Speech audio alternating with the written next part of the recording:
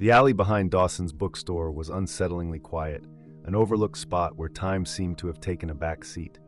The air was filled with a mix of old paper and mildew, all chilled by the sharpness of autumn. A dim street lamp flickered above, casting odd shadows on the cracked brick walls. Then I heard it, a faint, desperate sound that tugged at my attention. Following the noise, my heart raced until I discovered them. 4 tiny kittens huddled together, their fragile bodies trembling and their eyes still shut tight. They were alone, vulnerable, and clearly in distress. Panic washed over me. Had I arrived too late? Seeing those 4 little lives struggling to survive in the cold stirred something deep within me. Their fur was damp and matted, and they hardly moved except for the gentle rise and fall of their bellies. This wasn't where they belonged. Out in the open, without a mother or warmth, they had little chance of making it. I dropped to my knees, my breath fogging up in the cold. What should I do? My hands shook as I reached out, fearing I might injure them with a careless touch. They were so light, more like a handful of leaves than living creatures. I carefully tucked them into my jacket, one by one, feeling their tiny claws grip the fabric as they squirmed weakly.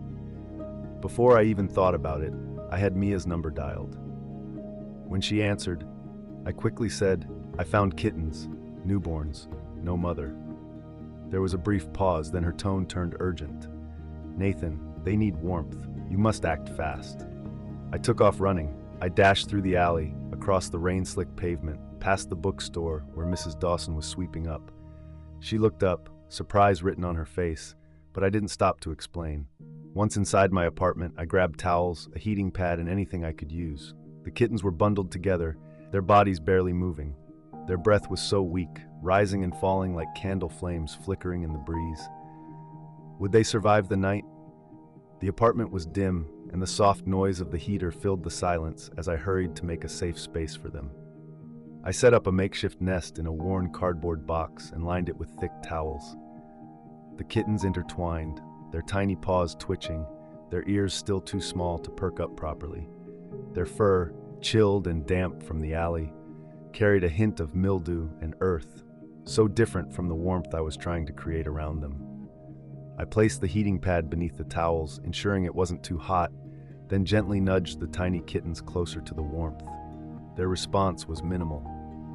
A slight movement from one and a soft, breathless meow from another. It was hard to say if they were drifting away or simply trying their best to hold on. Mia arrived shortly after, bringing with her a calm efficiency that, while meant to be reassuring, only made the situation feel more serious. She didn't waste any time on small talk. Instead, she knelt by the box and carefully examined each kitten, checking for signs of dehydration and gently pressing on their bellies to see if they had eaten since being left behind. The look in her eyes echoed my own worries. They were in real danger, and the next few hours could make all the difference. I watched closely as she pulled out a small syringe filled with kitten formula, tilting the first kitten's head slightly to coax a drop onto its lips. At first, there was no reaction. Then, ever so faintly, I saw the tiniest flicker of a tongue.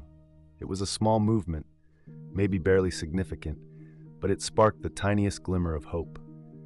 As the night wore on, the room filled with quiet voices and careful movements, illuminated by a single lamp. We worked tirelessly, aware of the delicate nature of the kittens. They were incredibly small, their fur barely covering fragile bones, their ribs visibly outlining their bodies with each shallow breath.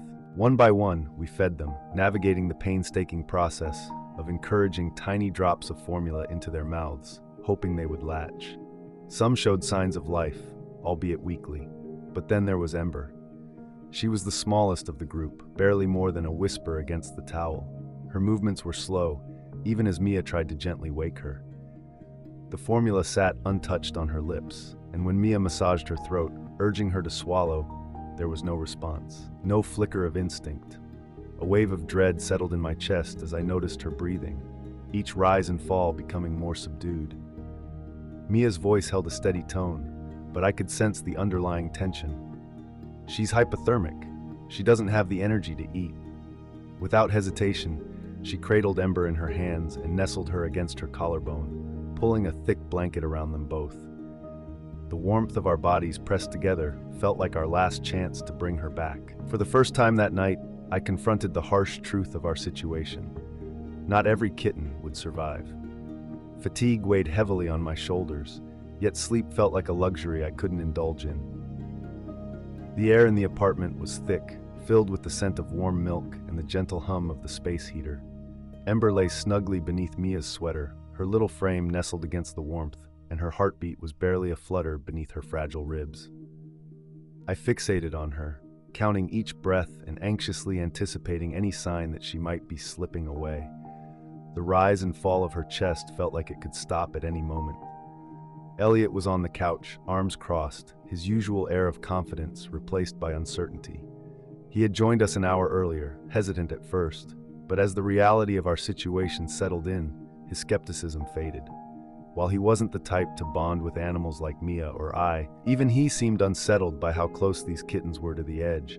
"What if she doesn't pull through?" he asked, his tone careful, as if speaking too loudly might make it true. Mia took a moment to respond, her fingers tracing gentle circles on Ember's back. "Then we do what we can," she said finally, her voice soft yet resolute, "and we won't stop until there's nothing more we can do." Her words hung in the room like a promise, unspoken yet clear. We weren't just keeping watch, we were fighting for them. As the night faded into morning, soft light crept through the blinds, and the city outside began to stir. Inside, though, time felt suspended, each moment stretching into something heavy and delicate. The kittens snuggled together, their small bodies cocooned in the warmth of the heating pad. While they still seemed impossibly tiny, there was a small victory. 3 of them had eaten. But Ember lay dangerously still, her breath just a soft whisper against Mia's collarbone. Then, my phone buzzed sharply on the kitchen counter, breaking the fragile silence of the room. I barely noticed the caller ID before picking it up, its weight feeling both urgent and weary against my ear. Dawson's voice came through the phone, her usually warm tone now tinged with tension. "Nathan, I think the mother cat came back." Her words hit me hard, like a stone dropping in my chest. I turned away from the others, gripping the phone tighter. "You saw her?" There was a pause before she replied. "Early this morning. She was looking for them, Nathan." For a moment, it was as if the ground shifted beneath me. I had convinced myself that the kittens were abandoned, that their mother had left them behind. But if she had returned, if she was searching, had I acted correctly by taking them in? Had I taken them from their only chance of survival? Dawson's words settled over me like a heavy fog, thick and suffocating, wrapping around my thoughts and filling me with doubt. The phone felt heavy in my hand, her voice echoing in my mind. I had believed I was saving those kittens, that they had come to me because they had no other hope. But if she had searched for them, then perhaps I had made a mistake. I had taken them away from the only warmth and familiarity they knew, leaving them alone in a cardboard box, fragile and uncertain, with their future still uncertain. Mia noticed my change in demeanor before I even spoke, her tired eyes focused intently on my face. "What's wrong?" I found it hard to voice my thoughts, as if the words were stuck. The mother cat came back. A heavy silence filled the room, not peaceful but full of unasked questions. Elliot leaned forward, his fingers intertwined, concern etched on his forehead. His voice was careful but strained. "Then we have to take them back, right? If she's looking for them, she's their best chance." Mia, gently holding Ember against her, sighed as if preparing for a difficult conversation. Or maybe she left them on purpose. Perhaps they were too weak for her, or she knew something we don't. We can't be sure why she was gone. And that uncertainty loomed over us like a dark cloud. None of us knew the right path to take. Every choice felt like stumbling in the dark, hoping we weren't making a situation worse. The dilemma tugged at me, a constant pressure pressing against my ribs as I paced the apartment, caught between reason and instinct. The kittens rested peacefully in their nest, their tiny bodies rising and falling with each soft breath. They were completely unaware of the difficult decision that lay ahead. Outside, the city came alive, with the distant sounds of traffic and the chatter of early risers filtering through the window. Yet in this cozy room, time felt slow and thick with uncertainty. Mia gently adjusted the blanket around Ember, her fingers lightly grazing the fragile kitten. Her expression was hard to read. "We can't just expect her to accept them back," Mia said at last, her tone steady but laced with hidden worry. "If she turned them away once, what's to say she won't do it again?" Elliot ran his hand through his hair, frustration evident in the way he let out a sharp breath. But what if she didn't reject them? What if she was just scared? Maybe she's out there looking for them. His words filled the room, leaving a sense of unease hanging in the air.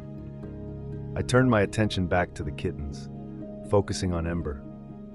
While her breathing had become more steady, she was still weak and teetering on the line between life and something worse. If we returned them and their mother rejected them once more, she wouldn't survive. Yet, if we kept them and their mother was waiting for them, did we risk denying them their only chance? Finding the right answer was going to be tough.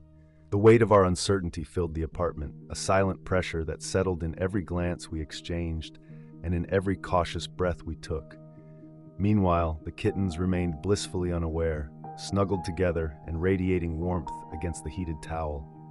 Their fur, damp from a long night of fear, had started to fluff up, suggesting they were stabilizing, except for Ember. She lay limp, her breath shallow, her chance for survival resting on the gentle warmth Mia offered. I crouched beside the box, trying to figure out the best course of action. If their mother was still searching for them, wouldn't it be right to return them? The thought of them back in the cold, especially seeing Ember struggle for each breath on unforgiving pavement, made my stomach churn. My fingers brushed lightly over her fragile body, feeling the faint beat of her heart underneath. In that moment, something shifted inside me. I couldn't let her go. Mia seemed to pick up on my uncertainty, her voice softening. "You're getting attached." I paused before replying, fully aware that she had a point. I felt it in my chest, tightening every time I noticed Ember's shaky breaths, the way I found myself studying the pattern of their soft fur, or how they made faint little sounds as they shifted.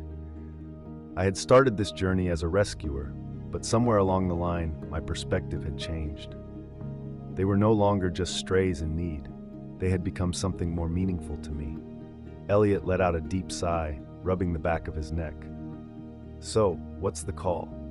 His question hung in the air, waiting for an answer. For the first time, I recognized the truth. I was unsure if I could let them go. The choice felt heavy, pressing down on me with every passing moment. The air in the room seemed thick, with each breath we took deliberate, as if any sudden move might disrupt the delicate calm we had created during the past few hours. The kittens shifted slightly, stretching their little limbs in their sleep, blissfully unaware of the uncertainty swirling around them. Ember lay still against Mia's collarbone, warmed by her touch, her fragile existence resting on the slimmest of threads, one I feared might break at any moment. Elliot sat on the edge of the couch, fingers woven together, his gaze shifting between us. "I understand your attachment, and it's completely natural. But if their mother is out there, shouldn't she get the chance to take them back?" He spoke gently, yet with a hint of practicality, urging us to consider the larger picture beyond our emotions. Mia took a deep breath, rubbing Ember's back in slow, soothing circles. But what if she doesn't? If we return them and she pushes them away again, they won't survive another night out there, especially not Ember. Her words were not meant to hurt, yet they came down on me like stones, heavy and impossible to ignore. I took a moment to gather my thoughts, looking between them. The truth was, I felt lost. Keeping them with me seemed selfish, a dangerous game with felt too fragile to control. On the other hand, releasing them back to face an uncertain fate, trusting that their mother, who had already abandoned them once, would suddenly change, felt like a risk we might not survive. This decision went beyond the kittens now. It was about whether I was ready to leave things to chance or take matters into my own hands. The space around us felt smaller, the weight of our choices pressing in, closing us off from the outside world. The sounds of traffic wafted in from outside, but my attention was fixed on the steady rhythm of my own heartbeat. The kittens snuggled together in a cozy pile, blissfully unaware of the heated discussion unfolding nearby. Meanwhile, Ember lay apart from the group, her delicate frame pressed against Mia, breathing softly. It seemed as if she were teetering on the brink of a big decision, her little breaths unsure, as if she knew something was at stake. Elliot fidgeted in his seat, a hint of frustration creeping into his voice. "You're not really listening. Letting feelings cloud your judgment isn't helping them." He sat forward, his hands gripping his knees tightly, his expression tense. "Their mother is out there. If we don't return the kittens soon, we might be complicating things even further." Mia responded with a shake of her head, her jaw set. "And what if she isn't coming back? What if she's already chosen to leave them? It's not easy for a mother cat to abandon her babies. There must have been a reason." Her voice softened, but remained strong. "And if we take them back now, we could lose them all. Ember can't survive another night. You know that." I ran my fingers through my hair, moving back and forth across the room. Deep down, I knew I had already made my choice, even if I hadn't voiced it. The idea of returning those kittens to the cold alley and simply walking away felt unbearable. But if I chose to keep them, if I intervened in the natural order of things, was that truly the right decision, or just a way to hold on longer than necessary? The silence that stretched between us was heavier than the argument itself, filled with uncertainty that left us scrambling for the right words. The weight of our decision pressed on me, almost palpable and suffocating. The kittens remained nestled together, safe for the moment but incredibly vulnerable. Just the thought of returning them to that harsh alley and leaving them there made my stomach churn. Yet the fear of keeping them, of taking on the responsibility for their lives without knowing if I could handle it, felt equally daunting. Elliot let out a sharp breath, running his hand across his face. "We can't keep going in circles like this.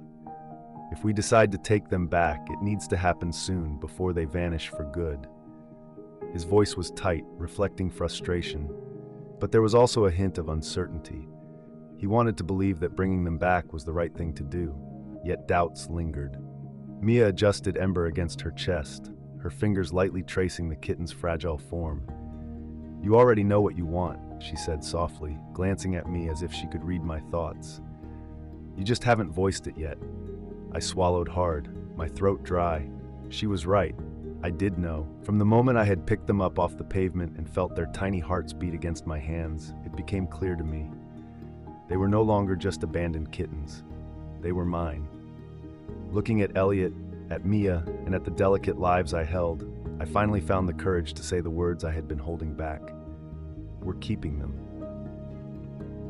As soon as the words left my lips, I realized there was no turning back.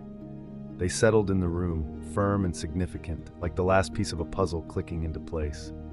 The tension didn't completely lift, but there was a shift, a silent acceptance of my decision. Elliot exhaled slowly, shaking his head slightly, but he didn't contest it. Mia nodded, as if she had sensed all along that I wouldn't be able to let them go. The kittens, unaware of the gravity of our choice, stirred in their warm nest, their tiny paws moving and soft sounds escaping their tiny mouths.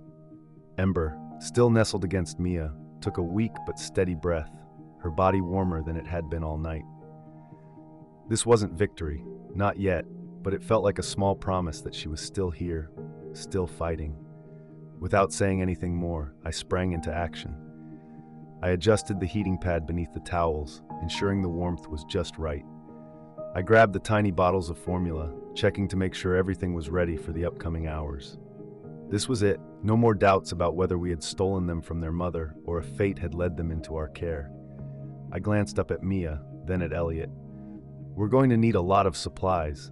Elliot chuckled softly, shaking his head. "I can't believe you're really doing this." There was no anger in his voice, just the hint of admiration peeking through. Mia smiled as she adjusted Ember in her hands. "Welcome to rescue, Nathan." Just like that, I realized I was no longer just someone who had stumbled across a litter of kittens. I had become their lifeline. The following days blended together in a rhythm of feedings and sleepless nights. I found joy in watching the kittens gain strength.